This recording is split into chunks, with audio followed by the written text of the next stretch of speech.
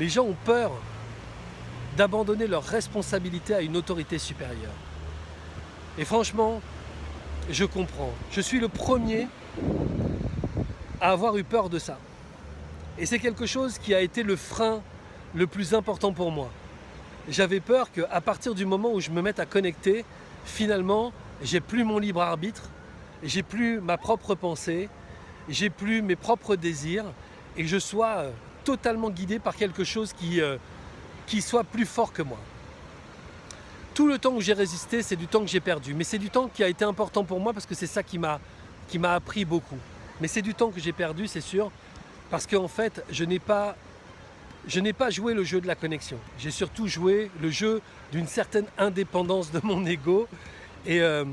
Et donc, je sens que ça a ralenti aussi mon travail. Mais dès que j'ai lâché ça, ça a été beaucoup plus vite. N'empêche que c'est toujours très très important de garder ça en tête. Je trouve que c'est un signe de bonne santé mentale que de vouloir conserver sa responsabilité et son autorité naturelle. De vouloir conserver son libre arbitre. C'est sain, c'est parfaitement sain. Et sans vouloir vous demander de le garder, de le préserver, je vous suggère de le conserver, de conserver votre volonté d'avoir votre libre arbitre tout le temps, de conserver votre volonté d'avoir un avis tout le temps.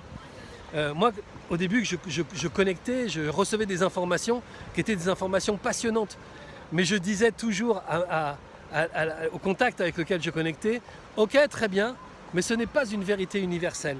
Et je vais vérifier dans ma propre vie ce que tu dis. Je ne veux pas prendre ça pour argent comptant, je veux d'abord le vérifier par moi-même.